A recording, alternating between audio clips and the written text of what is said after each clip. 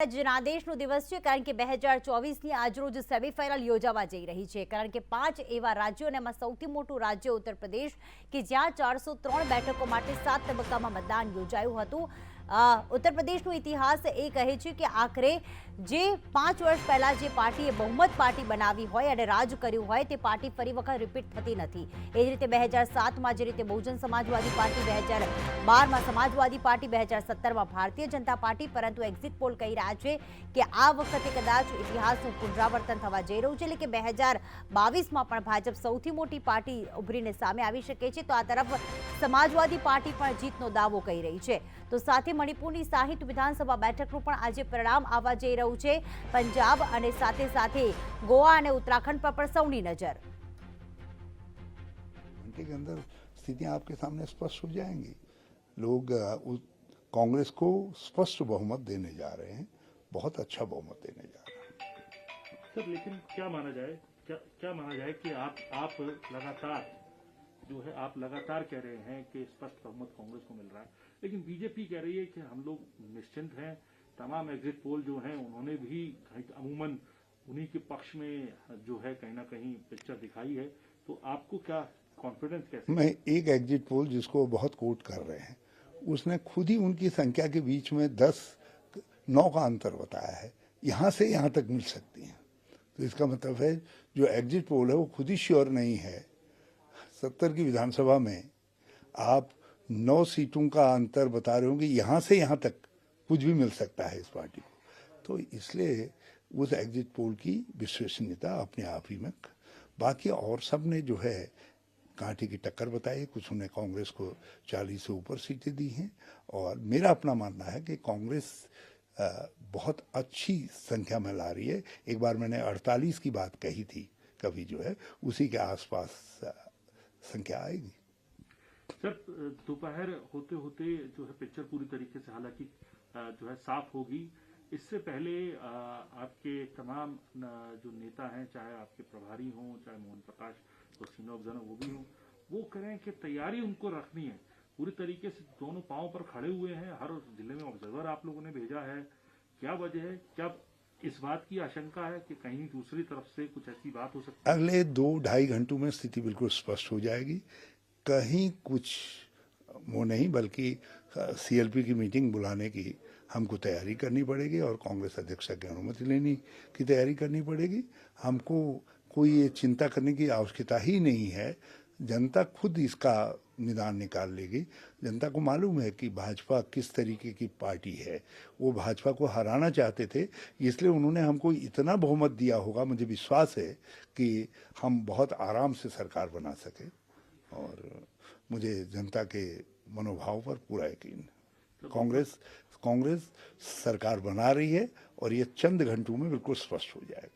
Sir, सरकार भी बन रही है तो सरकार का सिरमौर कौन होगा ये भी जो है, क्योंकि क्या मैं सिरमौर से हम बात कर रहे हैं? सिरमौर वही होगा जिसको कांग्रेस प्रेसिडेंट कहेंगे, जिसको दायित्व सौंपेंगे वो करेगा। शुक्रिया। तो उत्तराखंडના પૂર્વ મુખ્યમંત્રી હરીશ રાવત કે જે અત્યારે ઉત્તરાખંડમાં લાલકુઆ બેઠક પરથી ચૂંટણી મેદાનમાં છે, તેમણે વિશ્વાસ વ્યક્ત કર્યો કે 70 બેઠકોવાળી ઉત્તરાખંડની આ વિધાનસભામાં અમે 48 બેઠકો હાંસલ કરીશું અને ભારતીય જનતા પાર્ટીને સરકાર નહીં બનાવવા દઈએ। આ રીતે જ 5 રાજ્યોની વિધાનસભાની ચૂંટણીના પરિણામ હવે થોડીક વારમાં જ આવી જશે। ત્યારે અજય सतत हमारी साथ जुड़ाला है, माहिती आपी रहा है। अजय, जिस प्रकार से अगर देखा जाए तो उत्तर प्रदेश जिस प्रकार से सबसे बड़ा राज्य है, सबसे ज़्यादा विधानसभा सीटें हैं, इससे अगर ऑपोजिट साइड देखा जाए तो गोवा के जो सबसे छोटा राज्य है, सबसे कम विधानसभा बैठक है, लेकिन पिछली बार जो हुआ था 2017 में कि भले ही कांग्रेस ने ज़्यादा सीटें हासिल की थी, कांग्रेस 17 सीटें पे जीत बल्कि सबसे बड़ी पार्टी बनी थी, लेकिन उस दूसरी तरफ भारतीय जनता पार्टी ने 13 सीट हासिल होने के बाद भी सरकार बनाई थी। और गोवा भले ही 40 विधानसभा सीटों वाली हो, लेकिन सबसे ज़्यादा पार्टी मैदान में है। 6 पार्टी गोवा की विधानसभा में भी मैदान में जो जीत का दावा कर रही हैं। गोवा की परिस्थिति के बारे में आप क्या कह रहे हैं? देखिए, निश्चित तौर पे और इस बार के विधानसभा चुनाव की बात करें गोवा के लिए खास करके, तो वहाँ पे आम आदमी पार्टी और तृणमूल कांग्रेस भी लड़ रही है। और जिस तरह से कहा जा रहा है कि अगर किसी पार्टी को वहां पे बहुमत नहीं मिलता है तो एक बार फिर वहां पे तोड़-फोड़ जो है बड़े पैमाने पे हो सकती है।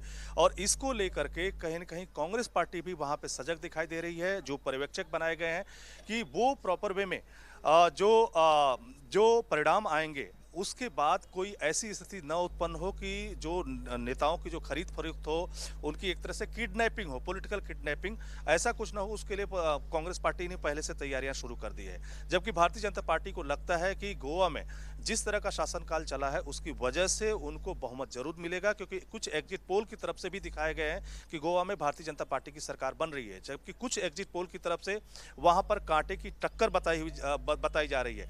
जबकि कांग्रेस पार्टी को ये लगता है कि अगर बहुमत से कुछ आंकड़ा कम रहता है और आम आदमी पार्टी अच्छा वहां पे करती है या तृणमूल कांग्रेस वहां पे अच्छा कुछ करती है, हालांकि तृणमूल कांग्रेस के फेवर में किसी भी एग्जिट पोल में कुछ भी नहीं दिखाया गया है, लेकिन आम आदमी पार्टी को लेकर के एक आध सीटें जरूर दिखाई गई हैं। तो ऐसे में आम आदमी पार्टी के भी संपर्क में कांग्रेस पार्टी है। वहीं पर भारतीय जनता पार्टी को पूरा विश्वास है कि जिस तरह का शासनकाल चला है पिछला विधानसभा चुनाव का, और नया मुख्यमंत्री वहां पे बनाया गया था, उनके कामकाज से लोग खुश हैं और एक बार फिर जनता का प्यार भारतीय जनता पार्टी को मिलेगा। जबकि कुछ एग्जिट पोल में गोवा में कांग्रेस पार्टी को भी बहुमत का आंकड़ा छूते हुए दिखाई दे रहा है। कई एग्जिट पोल में कांग्रेस पार्टी को 22 सीटें तक दी गई हैं। तो काफी कड़ा मुकाबला है भारतीय जनता पार्टी और कांग्रेस के बीच। जबकि पिछले विधानसभा चुनाव में जिस तरह से कांग्रेस बहुमत के एकदम करीब थी, जबकि उसकी सरकार चल रही थी, उसके विधायकों को तोड़ा गया और बाद में वो विधायक जो है भारतीय जनता पार्टी के पाले में जाते हुए दिखाई दिए, और कह सकते हैं कि बहुमत वाली कांग्रेस की सरकार कहीं न कहीं भारतीय जनता पार्टी के पाले में चलेगी और भारतीय जनता पार्टी की वहां सरकार बनी है। तो कहीं न कहीं देश की नजरें भी जो है गोवा पे भी टिकी हुई है कि गोवा में क्या कुछ होने वाला है, क्या किसी पार्टी को पूर्ण रूप से बहुमत मिलता है या उसी तरह की आशंका बनी रहेगी जैसा पिछले विधानसभा में देखने को मिला कि अगर किसी पॉलिटिकल पार्टी को बहुमत नहीं मिलता है तो निश्चित तौर पे वहां पे तोड़फोड़ की गुंजाइश काफी बड़े पैमाने पे होगी, और उसके लिए भी सभी पार्टियों की तरफ से तैयारी की गई है। यहाँ तक कि जो रिसोर्ट है उसको भी लोग पहले ही बुक करा चुके हैं कि जो परिणाम आएंगे, अगर इस तरह की सिचुएशन बनती है तो पहले ही विधायकों को और रिसोर्ट में ठहराया जाएगा, एयरलिफ्ट किया जाएगा, किसी दूसरे स्टेट में भी भेजा जा सकता है। तो कह सकते हैं कि परिणाम आने से पहले भी इस तरह की होनी अनहोनी को लेकर भी लोग आशंकित हैं। जी आप बिल्कुल, अभी आप नोएडा में उपस्थित हो और 20 मिनट जितना ही समय बाकी रहा है और समाजवादी पार्टी के एजेंट हो, भाजपा के एजेंट हो और आपके पीछे पुलिस व्यवस्था भी कड़क दिख रही है। कोई भी क्योंकि परिणाम जैसे ही आने में शुरू हो गए, कार्यकर्ताओं में उन्माद और उत्साह देखने को मिल सकता है। 20 मिनट का सिर्फ समय बाकी है। अभी क्या अपडेट मिल रही है नोएडा से? देखिए, निश्चित तौर पे कार्यकर्ताओं में काफी उन्माद देखने को मिल सकता है। खास करके समाजवादी पार्टी के जो वर्कर्स हैं वो काफी फिलहाल एग्रेसिव हैं और वो जितने भी काउंटिंग सेंटर हैं उसके सामने दिन रात पहरा करते हुए दिखाई दे रहे हैं। हालांकि कुछ गाड़ियों का मूवमेंट भी ऐसा हुआ और कुछ बैलेट पेपर पाए गए थे, कुछ डॉक्यूमेंट पैसे पाए गए थे जो आपत्तिजनक थे। बाद में इलेक्शन कमीशन की तरफ से कार्रवाई की गई। तो कहीं न कहीं एक तनाव की स्थिति जरूर है। उसमें भी सबसे ज्यादा जो एग्रेसिव है समाजवादी पार्टी के लीडर हैं। लेकिन काउंटिंग सेंटर पर किसी तरह की अफरा तफरी न हो, इसके लिए सुरक्षा व्यवस्था काफी कड़ी कर दी गई है। आप देख सकते हैं कि बहुत कम अब एजेंट बचे हुए हैं जिनकी एंट्री कराई जा रही है। अधिकतर जो एजेंट है जिनकी संख्या करीब 400 से 500 थी, वो लगभग काउंटिंग सेंटर के भीतर एंट्री कर चुके हैं। बड़ी संख्या में काउंटिंग सेंटर के एंट्री से पहले भी जो पुलिस फोर्स है वो तैनात की गई है। यहाँ पर जहाँ पे एंट्री दी जा रही है प्रॉपर में भी इनका चेक किया जा रहा है। और यहाँ तक कि जो आप बड़ी संख्या में ये पुलिस फोर्स देख रहे हैं, यहाँ पर कुछ कार्यकर्ता थे तो इनको काउंटिंग सेंटर से दूर किया गया। माइक में अनाउंसमेंट किया गया कि कोई भी 500 मीटर के दायरे में नहीं होगा। यहाँ तक कि जो सिगरेट और चाय की दुकानें भी है उनको भी फिलहाल यहाँ पे बंद कराया गया है यूपी पुलिस के द्वारा। तो किसी तरह का यहाँ पे अनहोनी न हो, किसी का एग्रेसिव मूवमेंट देखने को न मिले, इसके लिए पुलिस फोर्स भी बड़ी संख्या में तैनात है। क्योंकि कुछ इनपुट इस तरह से मिले हुए हैं कि जिस तरह से अलग अलग पार्टियों का एग्रेसिव मूवमेंट काउंटिंग सेंटर के ऊपर बना हुआ है या कह सकते हैं दबाव बना हुआ है, ऐसे में कभी भी कोई भी घटना हो सकती है। तो इसी सब को देखते हुए पूरे उत्तर प्रदेश में हर काउंटिंग सेंटर की सुरक्षा व्यवस्था पिछली बार के मुकाबले काफी कड़ी की गई है। जबकि ऐसा पहली बार उत्तर प्रदेश में देखने को मिला कि वोटर्स अपना वोट डालने के बाद भी सुरक्षित महसूस नहीं कर रहे हैं। उनको लग रहा है कहीं न कहीं उनके वोटों की हेराफेरी हो सकती है या काउंटिंग के दौरान कुछ ऐसा गलत हो सकता है जिससे मतदाताओं का जो वोट है उसको प्रभावित प्रभावित किया जा सकता है। तो उसमें सबसे ज्यादा बड़ा आरोप जो है समाजवादी पार्टी की तरफ से आया है।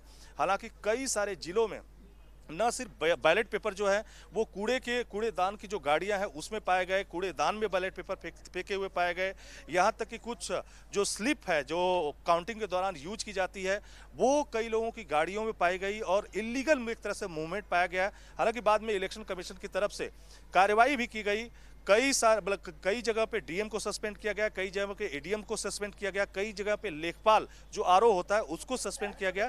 तो इस बार पहली बार उत्तर प्रदेश में देखने को आ रहा है कि चुनाव परिणाम से पहले काफी तनाव अलग अलग पार्टियों के बीच देखने को मिल रहा है। हालांकि प्रीति, इसके पहले जो आप बात कर रही थी नोएडा के बारे में कि नोएडा में कोई भी जो मौजूदा मुख्यमंत्री होता है वो नहीं आता है, क्योंकि कहीं न कहीं एक टोटका है कि जो भी नोएडा आता है उसकी सरकार नहीं बनती है। लेकिन आपको बता दें कि इसके पहले अखिलेश यादव भी जो उत्तर प्रदेश के मुख्यमंत्री थे जब, तो वो भी नोएडा नहीं आए थे, बावजूद उनकी सरकार नहीं बनी हुई थी और समाजवादी पार्टी तमाम सारे क्लैशेस में थी। इसके उलट खुद योगी आदित्यनाथ जो कि एक योगी हैं, इस टोटका को तोड़ते हुए कई बार नोएडा में आ चुके हैं। देखना यह होगा कि क्या नोएडा आने के बाद भी उत्तर प्रदेश में कोई मुख्यमंत्री रिपीट हो सकता है। इसके साथ दो इतिहास बनेंगे। एक तो ये इतिहास बनेगा कि उत्तर प्रदेश में योगी आदित्यनाथ के आने के बाद भी योगी आदित्यनाथ जीते, अगर वोटर्स का जो फेवर है वो योगी आदित्यनाथ या भारतीय जनता पार्टी के फेवर में जाता है।